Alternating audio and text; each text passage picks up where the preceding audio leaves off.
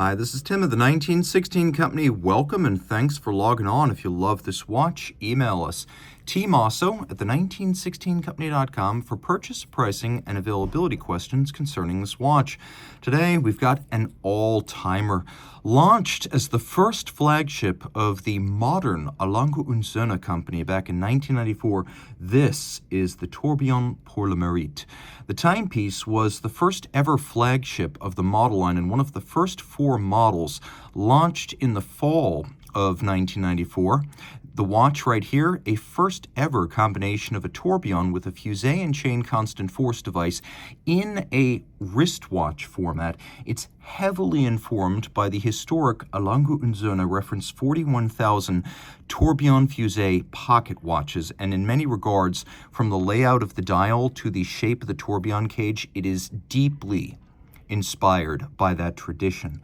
So this watch in yellow gold is 38.5 millimeters in diameter, and it was one of 201 tourbillon pour le Merite made. Now, there were 3 golds, and those golds were made in 150 pieces. The yellow gold models specifically, between 104 and 106, depending on which source you believe.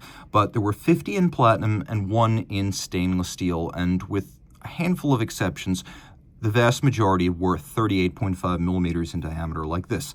So you'll get a certificate of authenticity with this watch drawn from the archives at Glashütte that describe this as one of the 150 pieces in gold. So just keep in mind that is across all of the types of gold.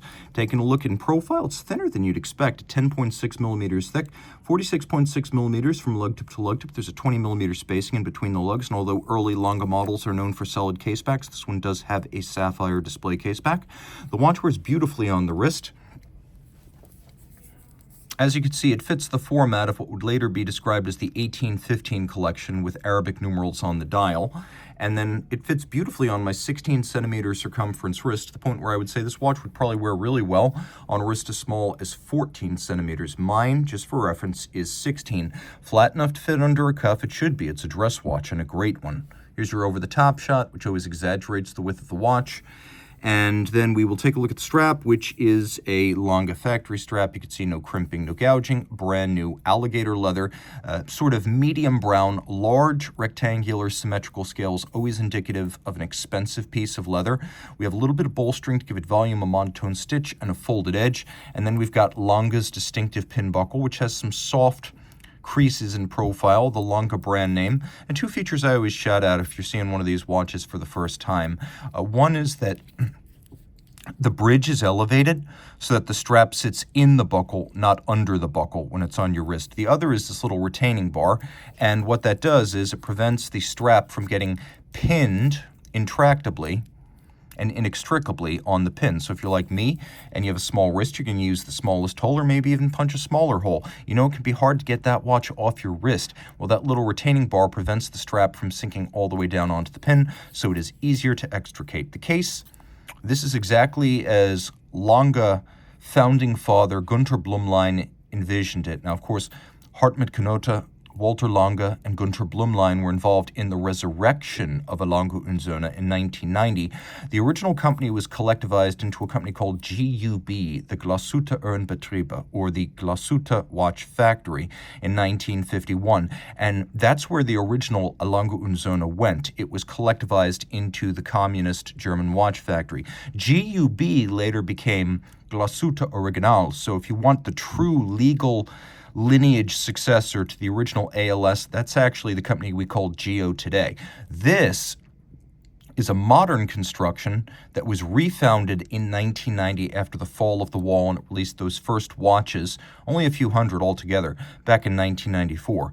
So what Blumlein, who was also in charge of Jaeger-LeCoultre at the time, decided to do for Lange was to give it a distinctive case, and so these stepped lugs were thought to be really distinctive. They give the watch almost the appearance that it's a pocket watch converted to a wristwatch, which was fine because the vast majority of the original Lange company's heritage was pocket watches. Not every case of this type, however, has a satinated midcase. This one does, so it makes for a little bit more contrast. You can see how those lugs are stepped out, and they really do have quite a pronounced notch between case and lug profile. You can also see, if you look very carefully, there's sort of a soft crease on the lug profile, a branded crown, a Lange Söhne. The bezel is mostly domed, but it has a short vertical face. And then the dial is made of sterling silver, so it is literally a disc of precious metal.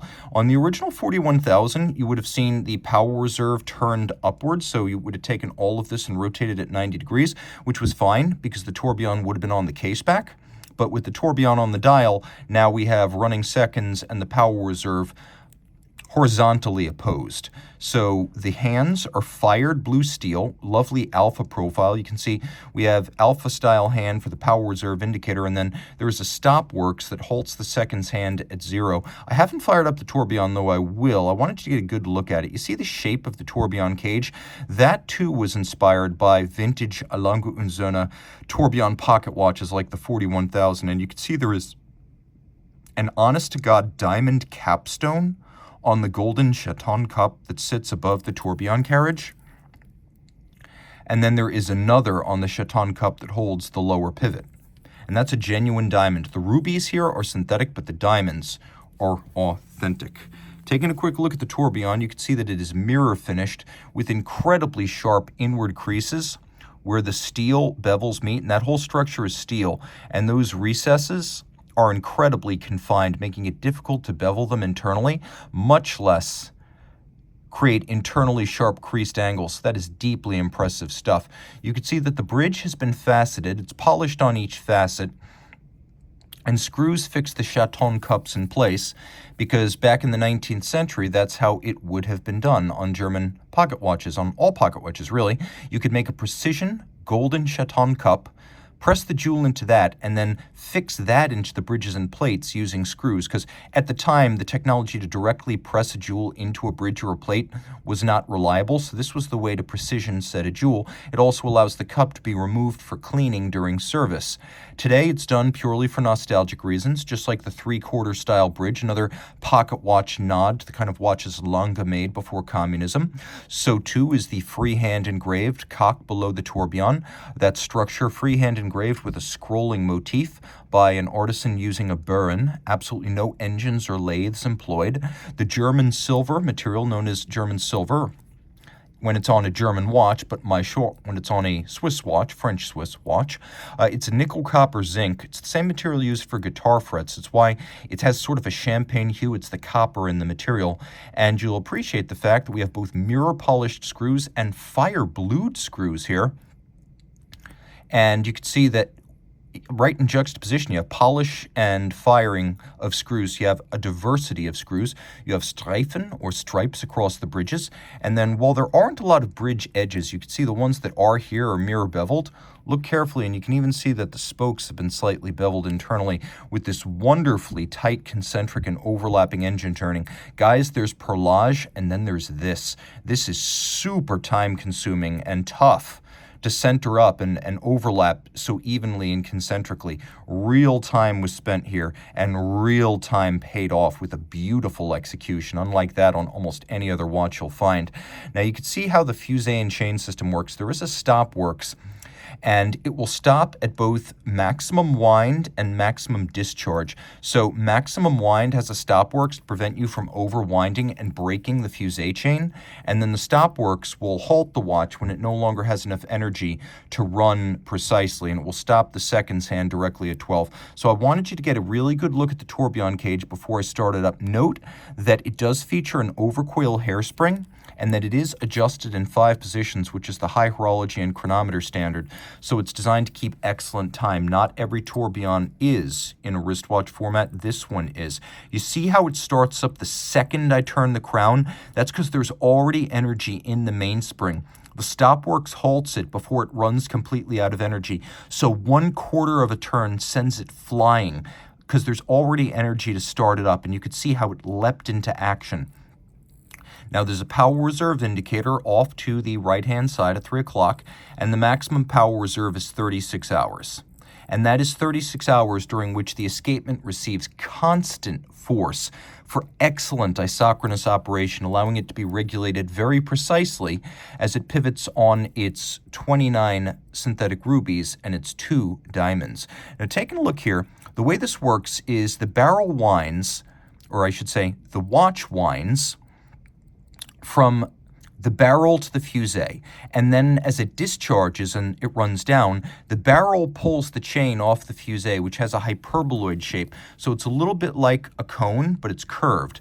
And the idea is that just like the spokes of, or I should say the gears of a bicycle, you've got a chain and you've got a cassette at the back, and as you get more tired, to maintain force, you gear down. And so you don't have as much strength in your legs, but you're putting the same amount of torque through the spokes of the wheel because you're turning a bigger cog on the back. And that's how this works. As the barrel runs down, it turns a larger diameter of the fusee, which in turn is geared to the drivetrain. So for 36 hours, as the barrel loses its starch and pulls the chain over from the fusee to the barrel, you have constant force despite not having constant energy or force in the barrel. You can also see that there is a differential, I believe it's epicyclic gearing right there, a planetary system that allows the watch to be wound without interrupting the flow of torque to the escapement. So that's very important to note. And it beats away at 2.5 hertz. The chain is an extraordinary piece of work. This movement was a collaboration between Lange Söhne and Audemars Piguet, Renaud et Papy.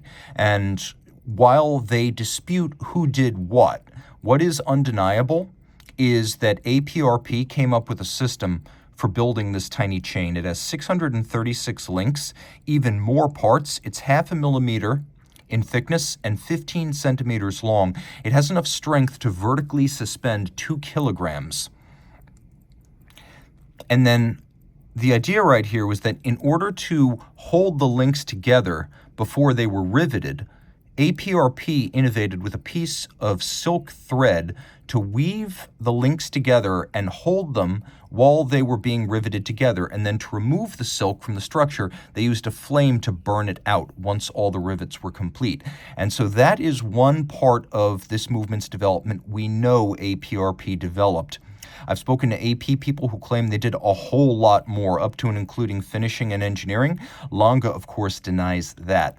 What I can tell you is that we've got a movement code L902 right here. So you know that it's a Lange movement. Work started in 1990. It was the second movement started that year after the 901 and the standard Lange 1. And that 0.0 means this is literally the first iteration. It's not a modified version of the movement. This is as close to the original as it gets. And you can see that all the structures, even those below the level of the bridge, are beautifully decorated. There's solarization, as you can see on the barrel cover. We have beveling and satination on the steel parts. It's gorgeous. Back in its day, this would have been 30 meters water resistant, but given its age, its value, and its historic importance, this really is the Lange to own from the 1990s. Either this or one of the rare steel pieces, but that's pretty much it. Maybe a Lange 1A. If you're an Lange Söhne collector in the modern era, look no further. Reach out to Team Mosso at the 1916company.com for purchase and pricing details.